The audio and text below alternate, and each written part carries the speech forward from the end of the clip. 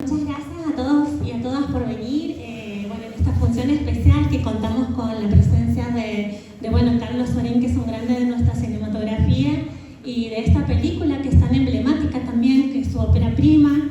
Queremos, ver la posibilidad de poder indagar un poco en todo lo que tiene que ver con pensar el audiovisual desde los territorios que forman parte de su obra, y también en esta conexión, este vínculo que tenemos con nuestra geografía, ¿no? Pensando en los actores, las actrices locales que han participado de varias de las películas de Carlos, que están aquí presentes en sala, y ahora las veo: María Rosa Champeroni, también Javiera Bravo, con un fuerte aplauso para ella. Javiera, y también Francis Sandoval. Bien, y otro actor me dicen allá que participó de la película del perro. Puede ser. ¿Puede ser? Allá.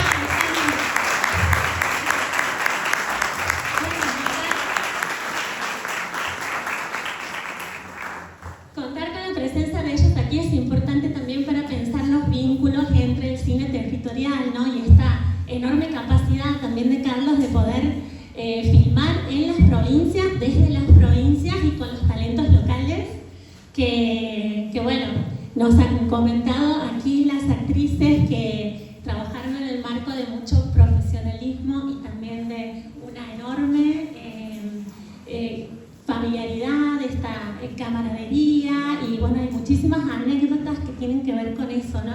Pero me gustaría empezar con un gran aplauso también, además de ellas, a Carlos Sorín, que está presente aquí.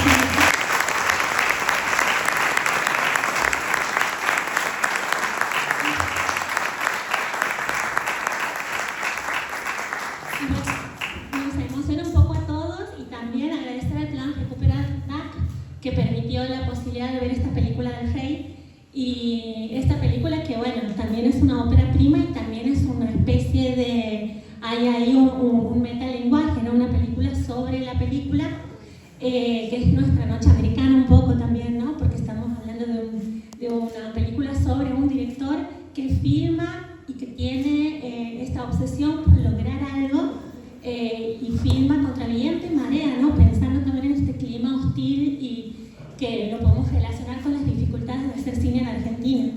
¿Qué nos podrías decir un poco de eso, ¿no? de esta empresa de hacer cine nacional? Sí, la dificultad es que tenemos que hacer muchas cosas, no solamente el cine, ¿no?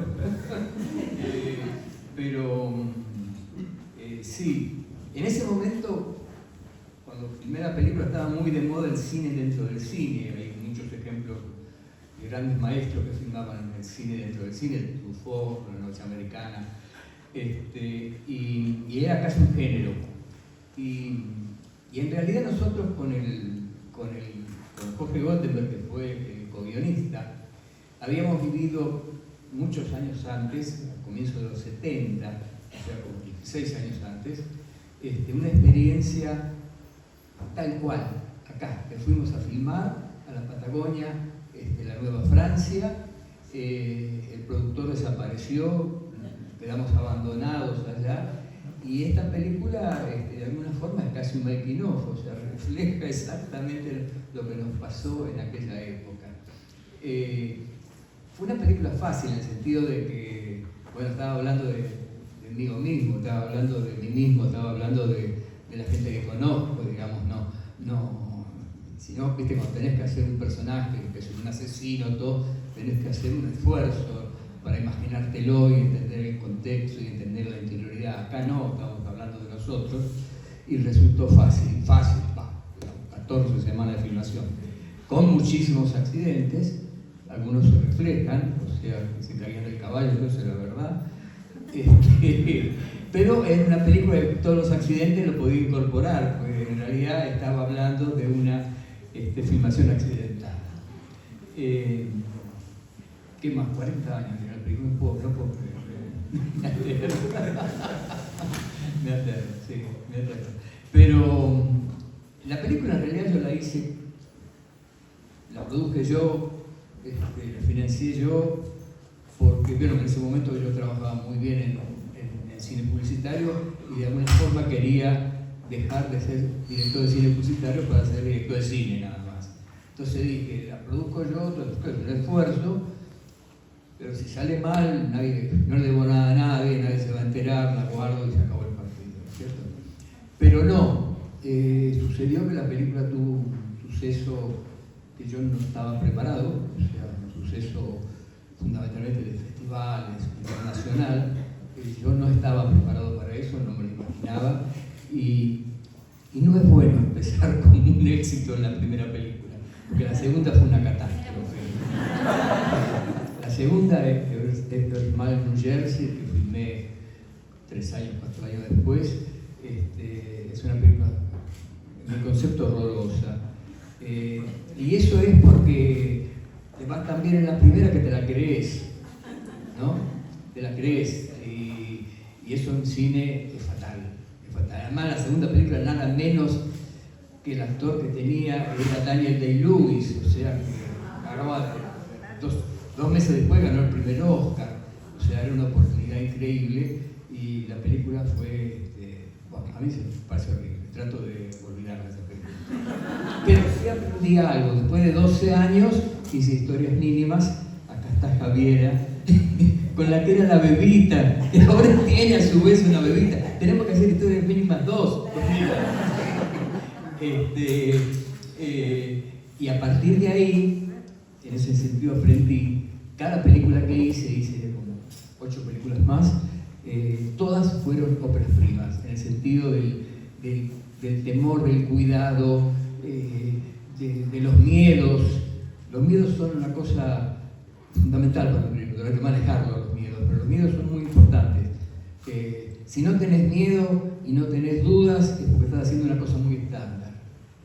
Me acuerdo una biografía de la Fundación de Apocalipsis Now de Coppola, que escribió su esposa, que hablaba de los miedos de Francis Ford Coppola diariamente, las situaciones. Estamos hablando de Coppola y estamos hablando de una obra mayor como Apocalipsis Now. O sea, el miedo hay que manejarlo, pero existe. Entonces, a partir de ahí, cada película fue una ópera prima, con ciertos temores. Y hablando un poco de óperas primas, ¿no? Y del tiempo que pasó, que pasaron como 40 años, ¿cómo sientes vos volver a ver la película digitalizada, con otra calidad? O sea, ¿hay un cambio ahí en el público, en tus impresiones?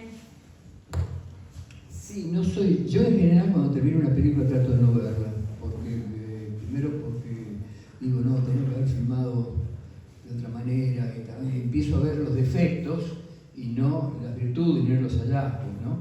Después yo vi la primera película, esta película la vi después de 30 años, sí, más o menos, cuando la DAC hizo la primera proyección. Y bueno, con 30 años lo toma a distancia y me parece que la película tiene por momentos esa cosa, esa frescura que es de ópera prima, que yo después no la podría lograr, ¿no es cierto? Y además yo ya cambié totalmente de la forma de filmar por un cine más minimalista, más realista, y bueno, no la filmaría así, creo que ni la filmaría, pero me parece que está bien como ópera prima, me parece que eso es una buena ópera prima. Tiene buenos momentos y tiene un final fuerte. Bueno, de ahí y ese cambio, ¿no? De pasar de esta obra que, bueno, tiene una lógica, un sentido del humor, un método, una forma de filmar, a historias mínimas que por ahí se acercan a algo del cine camino, a esta cosa de trabajar desde la cotidianidad con otro tipo de actores. ¿Cómo fue el proceso? ¿Cómo llegaste hasta ahí? Y si piensas que ahí se fue consolidando un poco más tu mirada, ¿no? Sí, cambié totalmente, fui cambiando naturalmente, no es como me lo propuse. No perdí el humor, o sea, yo trato de conservar el humor, una mirada ciertamente socarrona en todas las películas que hago, especialmente si son dramáticas. Yo había hecho un comercial para Telefónica, un poco antes de Historias Mínimas, que que transcorraba, era Clemente Onelli, el teléfono llegaba por primera vez a un pueblito perdido en la mitad de la Patagonia, ¿no? Y habíamos con la agencia y el cliente, la gente telefónica, seleccionado los pobladores en Buenos Aires, los llevamos a todos allá para que interpreten un guión, y cuando yo vi el clima de ese pueblo, de esa gente, un pueblo de 200 personas, muy chiquito, primero porque llegaba el equipo de filmación de Buenos Aires, algo que no pasó nunca, y al mismo tiempo porque llegaba el teléfono, hay mucha gente que no habló, era la primera vez que iba a hablar por teléfono, y vi eso, y vi esa cosa auténtica, y le dije a la gente de la agencia, oye, mandemos todos estos actores a un hotel en otra población y filmemos con la gente. Y así hicimos una fiesta, hay una famosa toma del comisario que dice, hola vieja, ¿sabés dónde estoy llamando? No sé si lo recuerdan.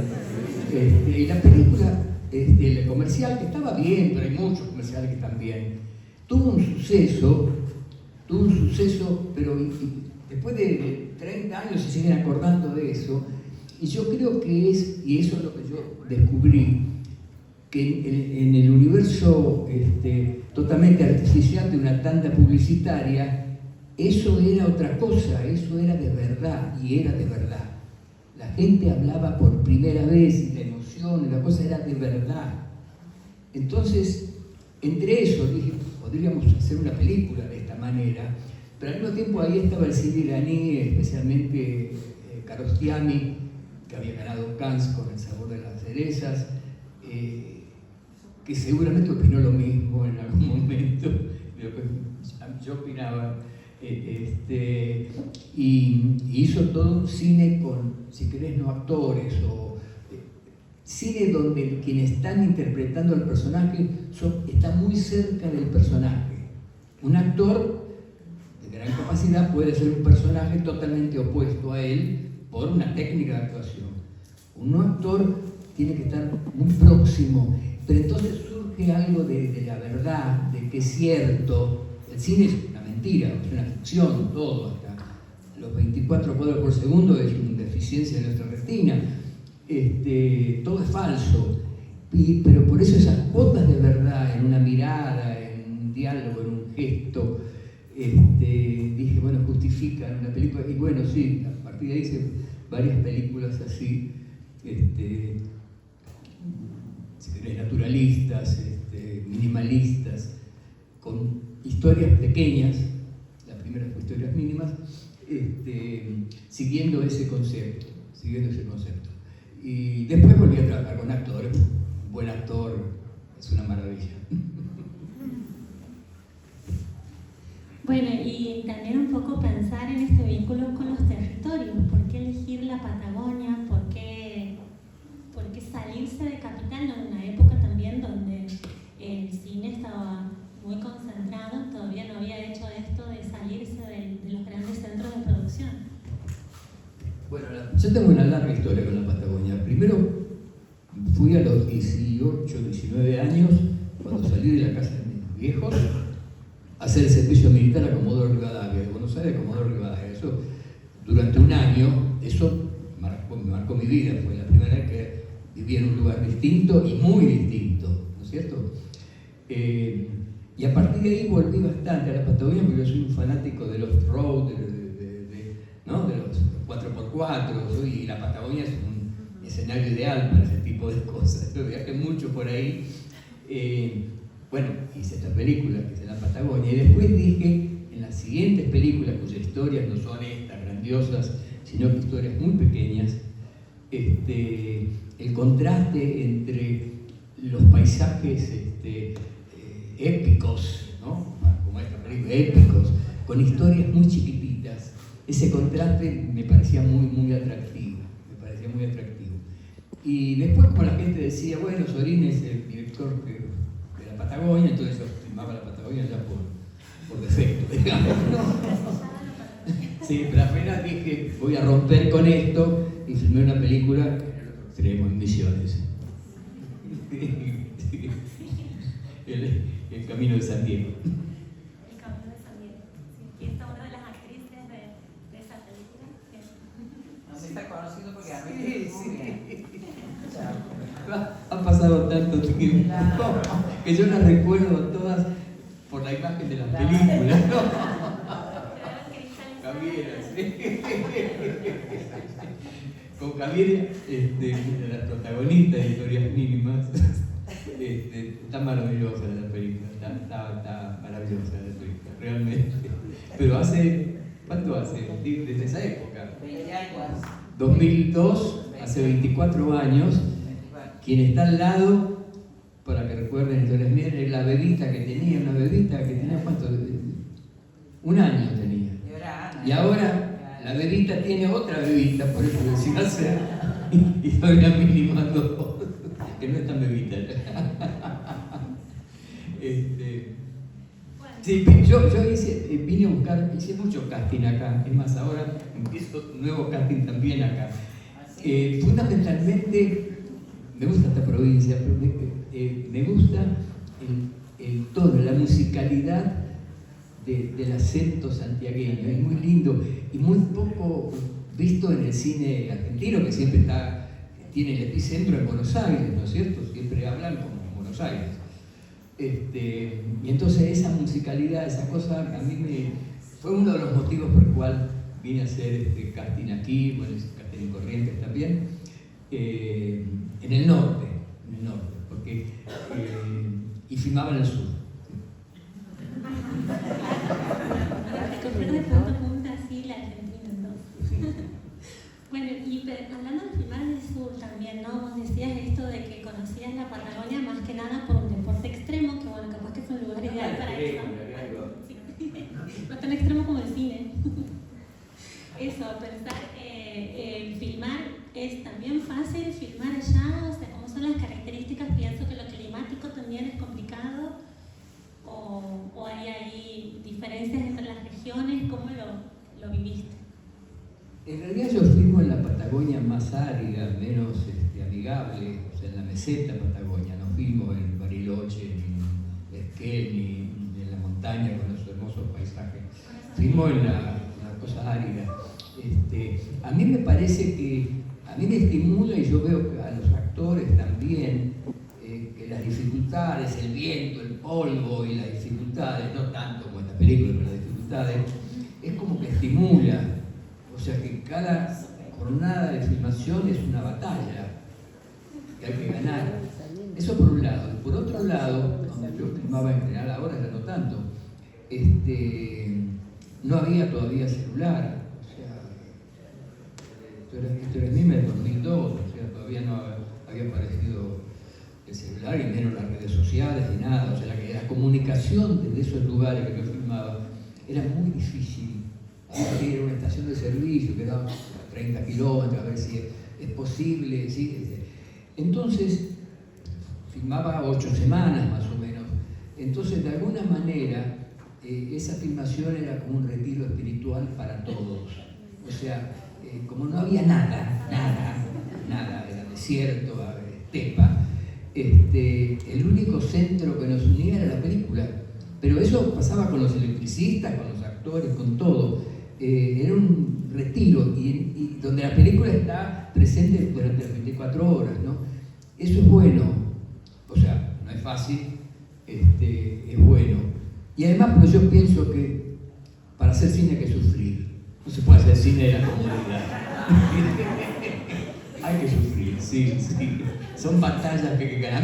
A mí me estimula, me parece que no sé, el equipo no pensará lo mismo, pero bueno, cuando aceptan venir conmigo, ya saben de qué se trata.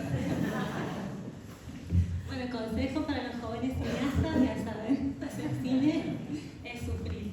Le voy a dar otra cosa más, consejo para los jóvenes. Ya lo dije el otro día en una cosa de la academia. Cuando yo filmé esta película, eran 5 camiones, uno con luces, otro con... No camiones así, o sea, bien. Camiones, un equipo muy grande, un ómnibus, o sea, era una película grande, ¿sí? Eso fue hace 40 años.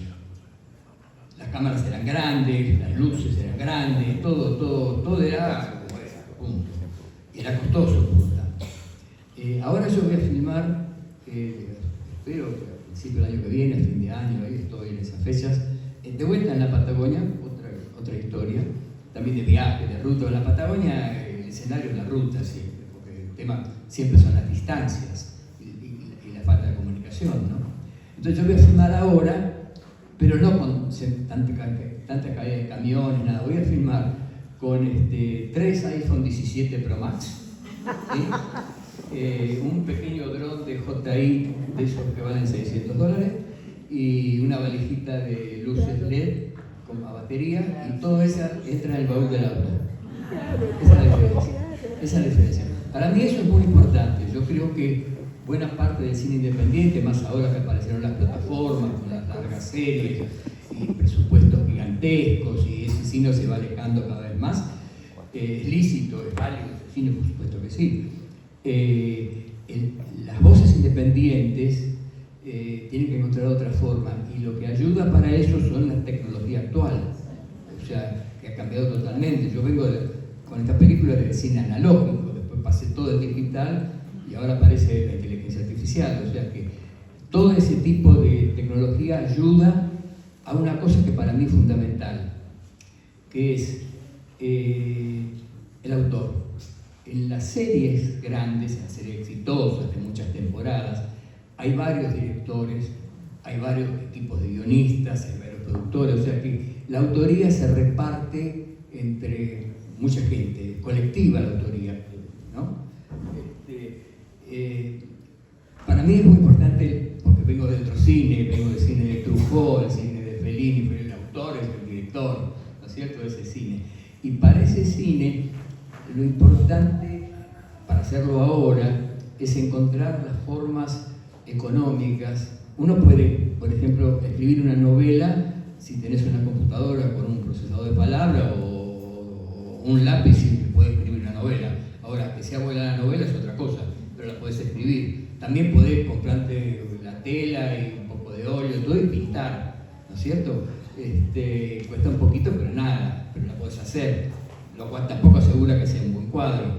Pero el cine no, el cine hasta ahora no. Yo creo que el teléfono nos acerca a eso, a una cosa más personal, asequible económicamente, donde podés equivocarte y volver a hacerlo, y las potencialidades de los teléfonos actuales, de los que vienen, ya se acercan mucho a lo que llamamos las grandes cámaras profesionales. Y además, los cines estos de grandes pantallas, todos están desapareciendo en los festivales, pero están casi desapareciendo. Ahora todo se ve a través del streaming.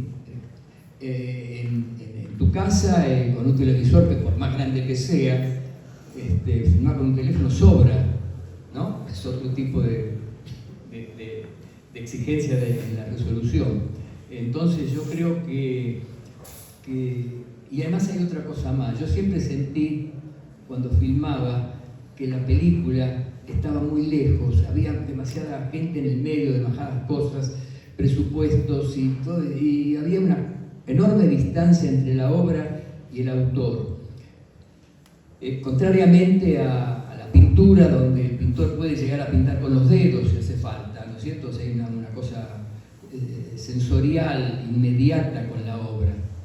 ¿Cómo podemos hacer en el cine eso? Y bueno, esto es una manera de acercar la obra. El equipo es mucho más chico, y el teléfono lo puede manejar uno sin grandes conocimientos. Todo el mundo maneja un teléfono filmando, y eso me parece de que da la posibilidad de un cine autor, entre comillas, o sea, de un cine independiente, un cine personal, si querramos, un cine artesanal,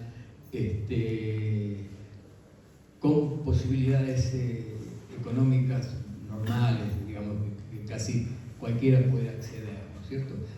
El tema siempre va a ser tener una buena historia y saberla contar. Bueno, eso no hay tecnología que valga, aunque ahora la inteligencia artificial está avanzando también en ese sentido. Sí, qué interesante este concepto, ¿no?, de pensar, de achicar las distancias, ¿no?, que esto que está tan mediado el cine por todo lo que hay en el medio, presupuestos, gente, y esto de, para retomar este concepto, también pensar un poco cómo es este acercamiento también hacia el equipo artístico, ¿no?, pensando en las actrices que, bueno, también están presentes aquí, gracias por estar compartiendo aquí este momento, pero para enlazarlo también con ese trabajo que se hizo con nuestras actrices argentinas, santiagueñas en este caso, locales, que bueno, que han trabajado a lo largo de todo el país. ¿Cómo sientes ese acercamiento desde lo actoral, ¿no? Sí, yo creo que al final, en forma económica, porque el teléfono no gasta nada, hay posibilidad del ensayo y error, de filmar mucho y de ahí salen cosas que son pequeñas perlitas, ¿no es cierto? Yo he hecho hace poco una experiencia para un actor de acá también y de otras regiones del país, con 3 teléfonos, iPhone 15, de los cuales uno era manejado por ellos mismos. O sea, tenés muchas posibilidades combinatorias que hacen que todo sea más relajado, porque si vos filmás a alguien con un teléfono, bueno, es normal, no es lo mismo, no es tan invasivo. La cámara intimida. Claro, la cámara intimida, el teléfono no, todo el mundo filma con el teléfono. Parece que es una tontería, ¿no? Pero es muy importante, hasta el actor mismo puede accionar el teléfono, como lo pude comprobar. Yo creo que para este tipo de cine, esa tecnología y lo que viene es la más adecuada. Va a seguir existiendo el gran cine, el cine que se va a mediatizar todo a través de la plataforma, sin duda, ¿no es cierto? Y en cuanto a las técnicas actorales, ¿cómo trabajas con? Yo soy muy ansioso y no puedo ensayar, no ensayo. Hago un ensayo para la cámara, para el foquista, para la luz, porque está todo bien, pero un ensayo mecánico. Yo creo que hay que filmar, además por la técnica que yo tengo, filmo mucho y la verdadera, el personaje aparece recién cuando edito. Ahí aparece el personaje. Entonces, cuanto más filmes, son más las posibilidades que tenés para editar. Editar es la verdadera escritura del cine. Hay 3 escrituras: la del guión, después escribir de alguna manera también cuando estás rodando, pero la verdadera y definitiva es la edición. Esa la hago solo, sin editor. Para mí es eso, el acercarme a la obra, estar en una relación íntima. No derivo más, filmo para eso, sí, filmo para editar. Es la parte más satisfactoria y también conflictiva.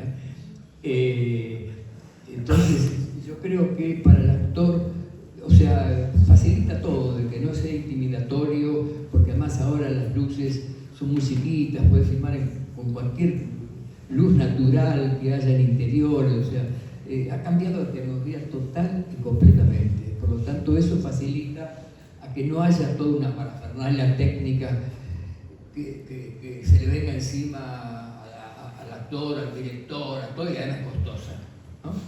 Pero bueno, perdón, es un tipo de cine,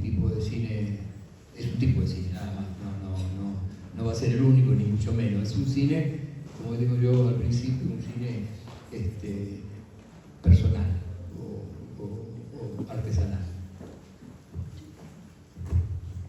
Bien, bueno, un cine austero también en sus recursos. Eso quiere decir que es posible hacerlo en lugares donde también escasean los recursos, como nuestra provincia. Y me gustaría un poco nos gustaría a todos abrir el juego para alguien que quiera hacer preguntas o comentarios. No sé si hay alguien del público allá. Carlos, ¿cómo estás? La verdad que ha sido, ver esta peli acá con vos ha sido como una experiencia muy inolvidable, me parece un milagro de película. Tengo 2 preguntas que a ver quién se desarrollar un poco. Yo había visto la película por lo menos 3 veces, hace 10 años quizás en la misma proyección en la que la viste, creo que estaba su biela. Y no había caído en la cuenta como de la relación tan quijotesca que hay al interior de la película, de este Quijote con los indios, pero también de la relación entre el productor y su director. Y me parece que André Chávez está estupendo, me parece que, al menos para mí, el personaje de la película es Ulises. Es magnífico, como lo abnegado, lo que sufre. Y como me llamó la atención que recién dijeras que tú fuiste tu propio productor, entonces quería saber quién fue en todo caso esa dupla, ese Sancho para ese Quijote, como esa voz de la razón que se termina enloqueciendo también, tanto en esta película como a lo largo de tu carrera. Sí. ¿Cuál era la pregunta? ¿Quién fue ese Ulises Dumont para vos? ¿Sí fue? ¿Quién fue el relativo a Ulises Dumont para tu carrera? Yo fui el productor de la película. Yo. No, es un productor ideal, ¿no? Pero coincido con vos que Ulises está soberbio. Es un actor inolvidable, absolutamente inolvidable. Y además es un placer trabajar con él. Primero porque es un fanático de la comida. Entonces, no, es un fanático de la comida. Y habla todo el día de la comida. Y además lleva cosas para hacer brocheta, información y todo. Y está hablando de la comida hasta un segundo antes que yo diga acción. ¿Sí? Y ahí, viste que hay actores que necesitan concentrarse. No. Está hablando de las brochetas, de esas cosas hasta un segundo antes. Digo acción, entra y está en personaje. Está en personaje perfecto.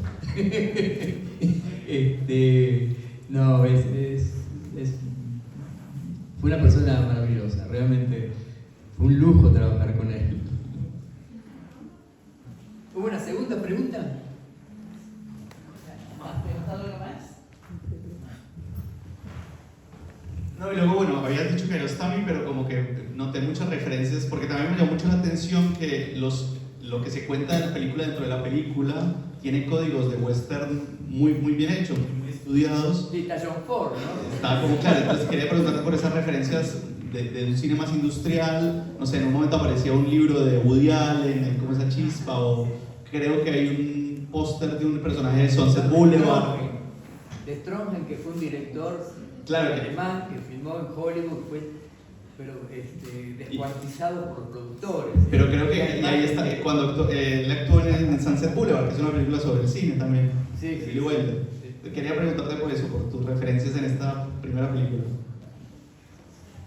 Fellini también. Sí, esta es una primera película, ópera prima tardía. Yo hice esta a los 41 años, pero yo desde de la adolescencia era un fanático del cine, o sea, y yo creo que tuve la suerte de formarme en la década del 60 como espectador, que es ahí donde se aprende, donde estaban los grandes maestros produciendo, ¿no es cierto? Estaba Buñuel, estaba Bergman, en Italia Fellini, Antonioni, Visconti, Tony Richardson con el Free Cinema inglés, todo el Nouvelle Vague de Godard, de Truffaut, o sea, yo lo veía en estrenos, yo esperaba una película de Truffaut, yo me formé en ese cine, entonces cuando pude hacerlo, muchos años después, todo eso funcionó, o sea, fueron mis padres, ¿no es cierto?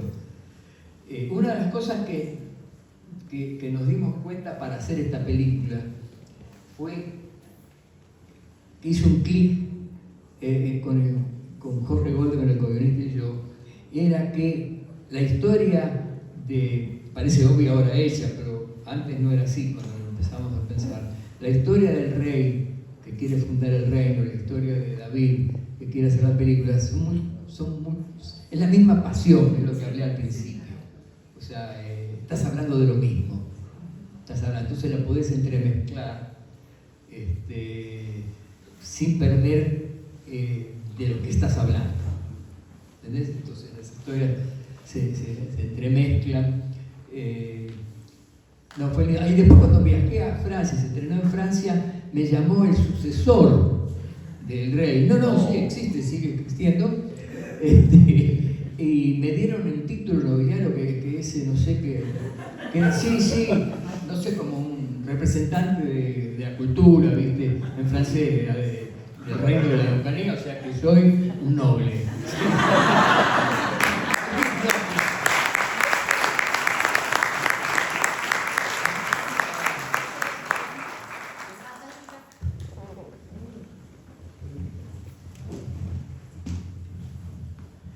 Buenas, ¿qué tal, Carlos? Le quería hacer una pregunta, me queda resonando mucho esto del montaje, que usted encuentra en el montaje ahí la película, y también al ver la película se me venían, o me han quedado muy en la mente estas partes en donde ocurren imprevistos y hay soluciones ingeniosas para los problemas que ocurren en el momento.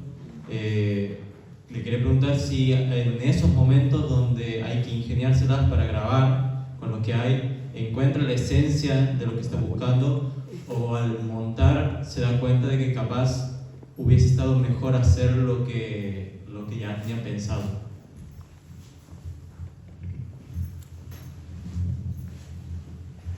Mira, en muchas de mis películas, no en esta, yo llevo al rodaje un asistente de compaginación.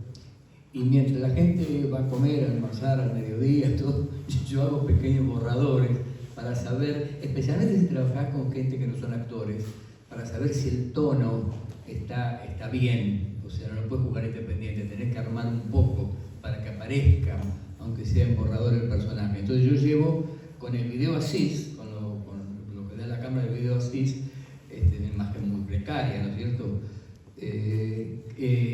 Hago con un asistente de edición, viste que ahora los equipos de ediciones son muy accesibles, digamos, una pequeña computadora nada más, pequeños borradores, ¿no es cierto? Y después los domingos que no se trabaja en rodaje, ahí hago más, ¿no es cierto? Y todo eso me facilita saber si lo que estoy rodando está más o menos en no en contar la historia, en el tono, ¿viste? Porque a veces es fácil que se te vaya el tono y que después decís, cuando estás editando, realmente decís, pucha, pero este está demasiado arriba, demasiado abajo. No es una sensación, no es fácil de definir. Entonces yo hago pequeños borradores durante el rodaje y esos borradores me sirven para saber si lo que estoy haciendo está bien, si tengo que repetir algo o no. Y esos borradores, esas ediciones, las borro todas y empiezo de cero cuando empiezo a editar. De cero, totalmente de cero, pero ya conozco el material. Porque digamos, yo filmo mucho, pero mucho, una cantidad enorme, horas y horas y horas. Un compaginador profesional se horrorizaría, porque claro, tener más material es más trabajo. Pero bueno, yo filmo para eso en realidad. Hasta ahí. Última pregunta. ¿Puedo sin micrófono? ¿Por qué la decisión de filmar lo mínimo? Lo mínimo. No sé. Eso creo que se hacer un crítico que sabe más que yo de mis películas. No, pero, o sea, de la película del Rey, donde es toda una hazaña, Sí. a pasar a historias mínimas. Evidentemente algo viste en Bueno. el gesto mínimo, o sea, ¿qué es lo que te atrae? Sí. Entre esta película e Historias Mínimas, en el medio está el fracaso de la película de Ever Smile, y hay 14 años. Hay 14 años que pude meditar el fracaso, y apareció otras cosas. Uno va cambiando el público, va cambiando el cine. Por ejemplo, Kiarostami me influyó muchísimo, y el cine iraní, que es un cine hecho también desde la cosa cotidiana y mínima, pero sin embargo es un cine apasionante. Es un cine donde lo más importante, el paisaje más importante es el rostro. Es el rostro con sus gestos, con sus miradas, con sus silencios. No es un cine, yo no apuesto tanto un cine textual. O sea, las palabras son muy engañosas. Yo, me parece, apuesto un cine gestual, que exige al espectador un esfuerzo, porque no es que dice eso y uno lo entiende. No, un gesto es más ambiguo. Prefiero trabajar con ese tipo de cosas. Pero bueno, te digo, en 14 años y yo cambié, iba cambiando el cine, iba cambiando todo, qué sé yo, ¿no? Porque además la película que fue un fracaso era también una película gigantesca, algo así, se acabó. Ahora quiero hacer unas cosas que yo las maneje, más de orfebrería, ¿no es cierto?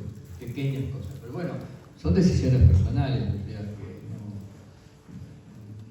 y además no pensadas, uno va llegando a eso, hasta que se ocurre una historia y digo, uy, esta historia puede ser, y la filma y resulta ser totalmente distinta. Pero no, uno no programa eso, no. La carrera, al menos en mi caso como director, no está programada, se va dando. Tengo muchísimos guiones que nunca he filmado, de caminos que en ese laberinto han llegado a no tener salida.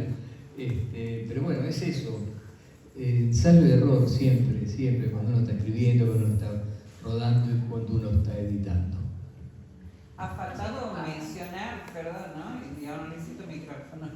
Ha faltado mencionar que Historias Mínimas ha sido candidata en la terna del Oscar a la mejor película extranjera.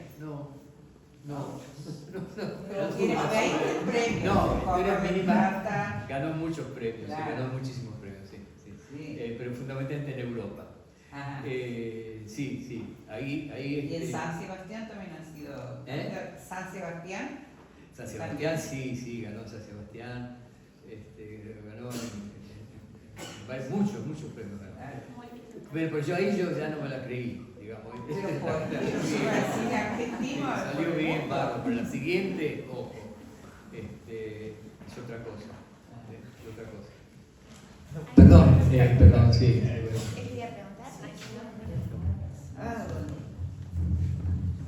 Hola, ¿qué tal, Carlos? Un gusto. Mi pregunta era, usted como director, digamos, ¿qué es lo que ve en un actor? Y si escribe la película como, digamos, cuando el actor está rodando, digamos. No sé si me explico. Porque vi primero Historias Mínimas, que es su primera película, y años después actué en un colegio aquí en Santiago, y hago teatro, y viene una chica y me dice, es muy linda tu obra. Y a mí se me ha venido la imagen de, cuando creo que le dice a ella, la Mariela Díaz, que le dice, ¿vos has escrito a la televisión? Y le digo, disculpa, ¿vos has actuado en Historias Mínimas? Sí, me dice, y ahí como que no lo he podido creer. Por eso es lo que quería saber, si usted le exige algo al actor o va escribiendo a medida que le dice una pauta y sobre eso el actor, digamos, inventa el personaje. Porque a mí me ha parecido igual, digamos, está muy bueno, ¿no?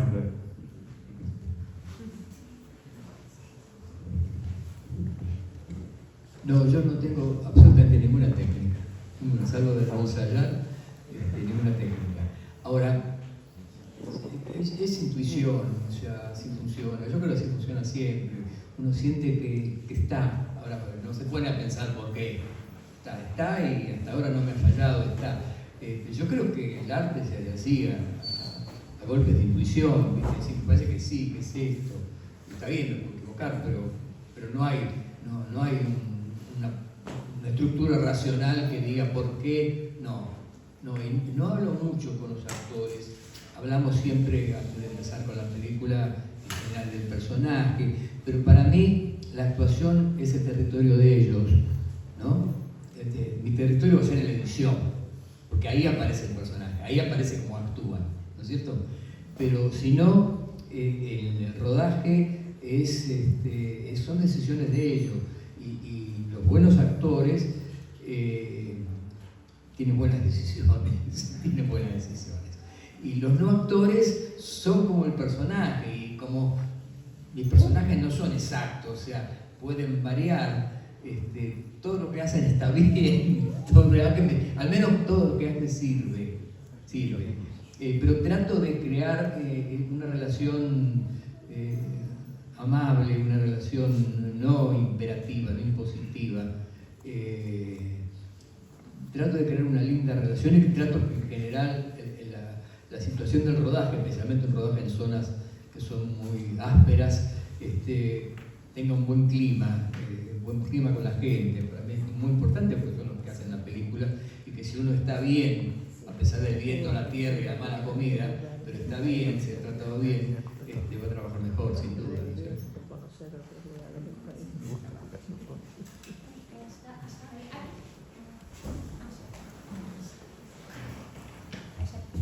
Maestro.